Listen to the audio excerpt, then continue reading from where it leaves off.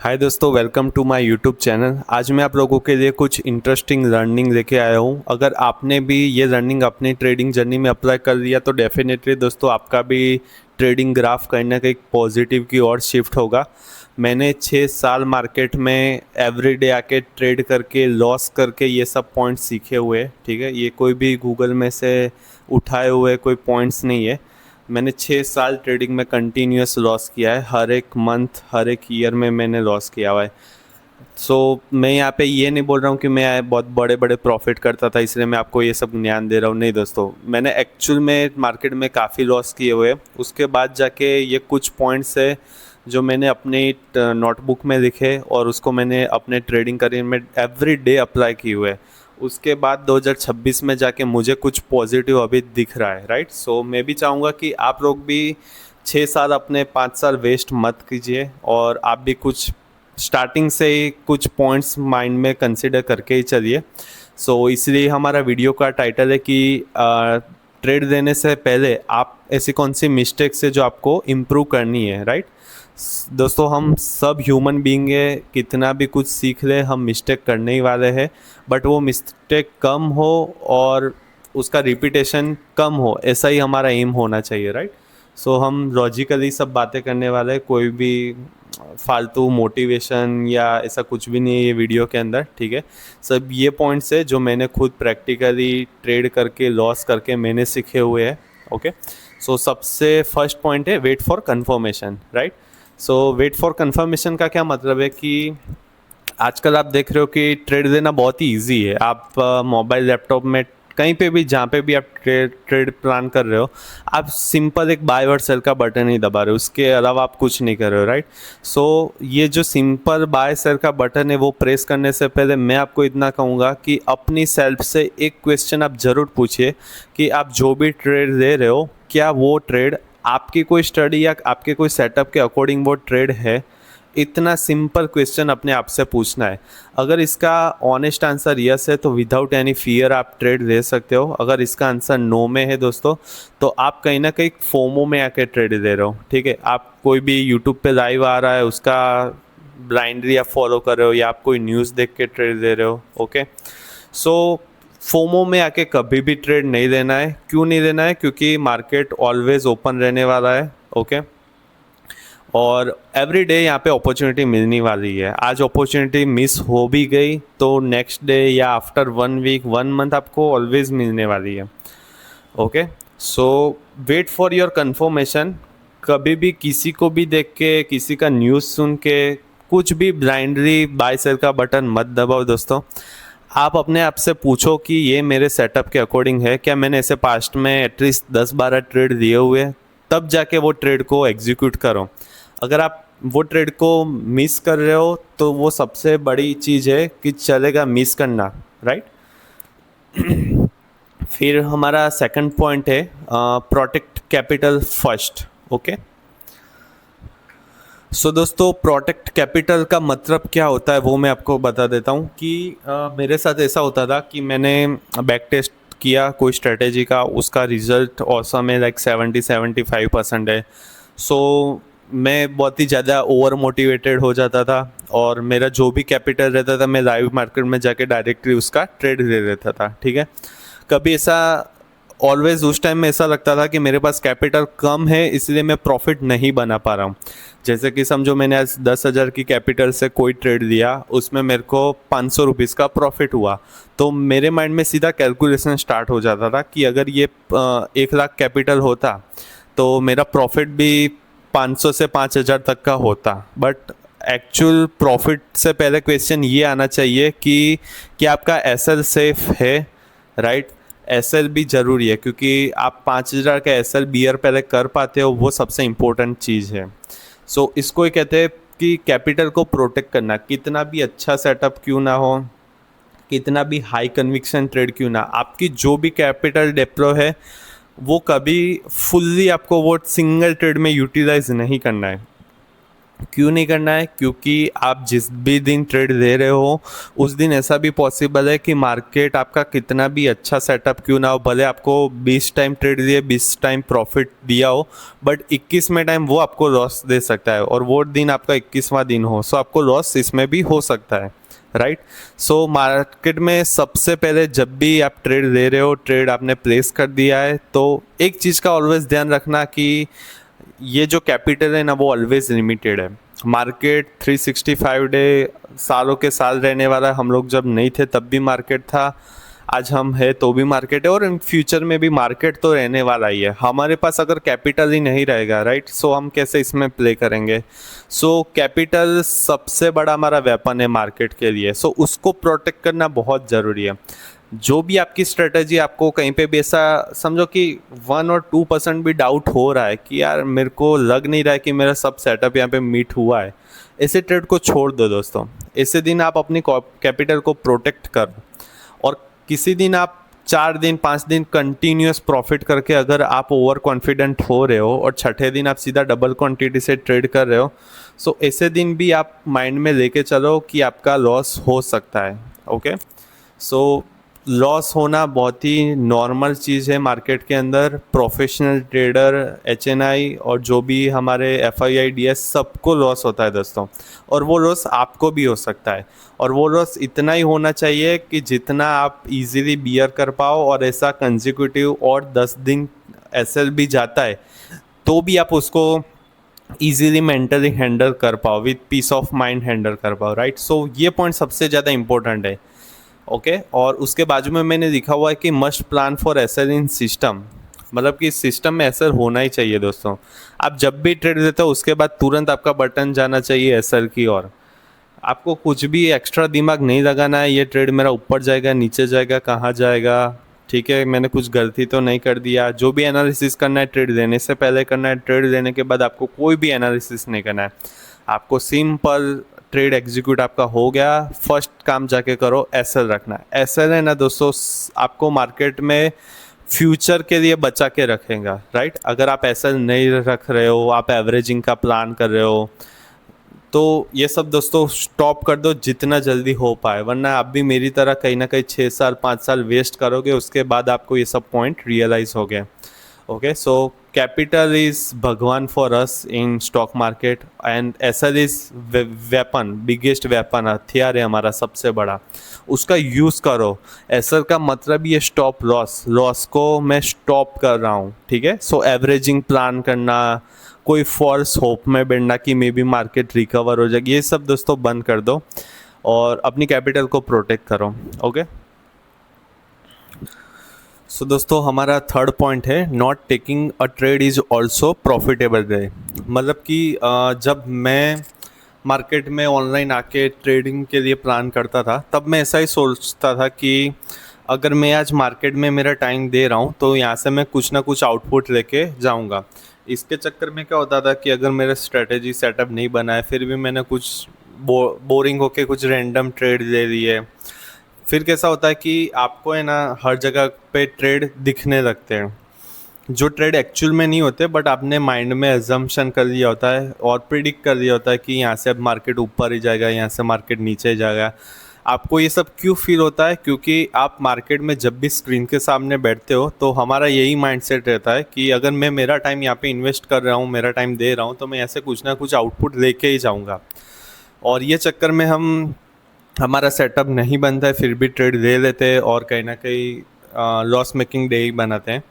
और मैं तो बोलूँगा कि ऐसे रैंडम ट्रेड लेके अगर आप प्रॉफिट बना रहे हो तो वो भी आपके लिए एक लॉस मेकिंग ही है, क्योंकि ऐसी टेम्पररी चीज़ों का मार्केट कभी भी रिवॉर्ड नहीं करता है दोस्तों।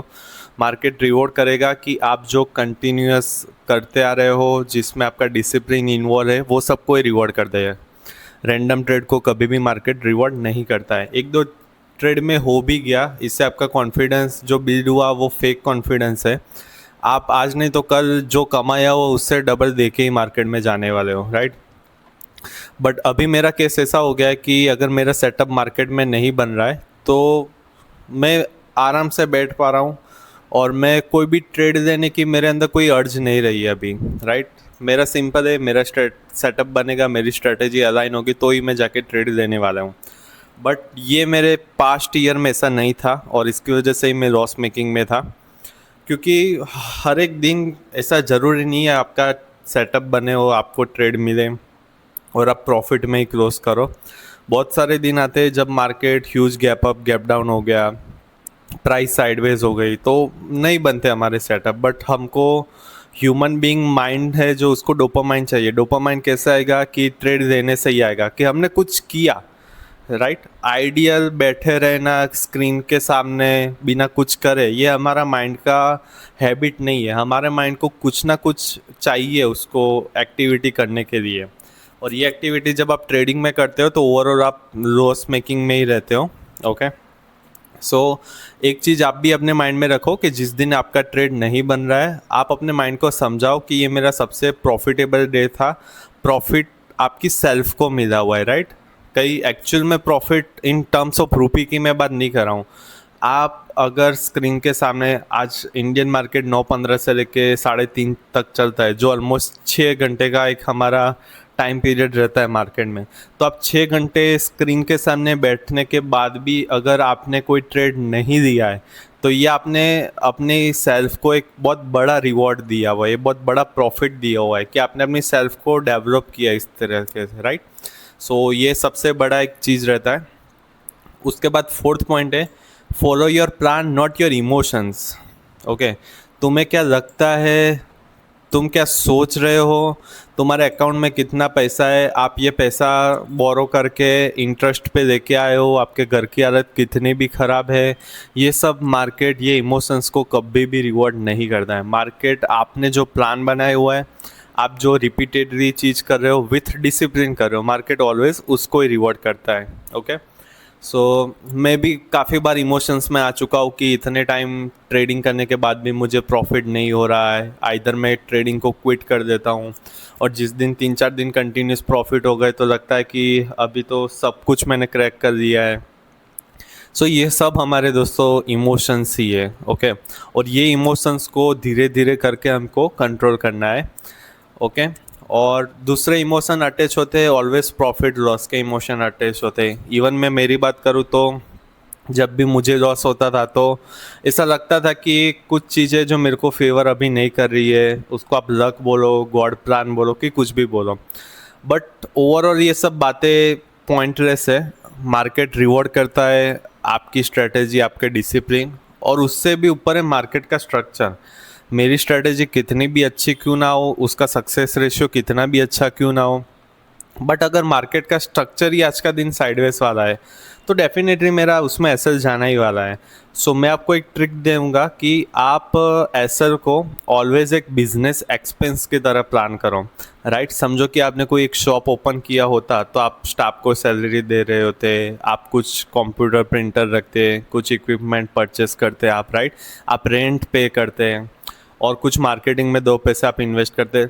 तो ये सब जो चीज़ें हैं वो एक एक्सपेंस रहता है। आप समझो कि बिजनेस ओनर है, स्टार्टिंग के 6 मंथ में इतना प्रॉफिट नहीं हो रहा है, वो सर्वाइवर अपना भी नहीं कर पा रहा है, बट जो उसने स्टाफ रखा हुआ है उसको तो वो सैलरी दे ही रहा है, राइट।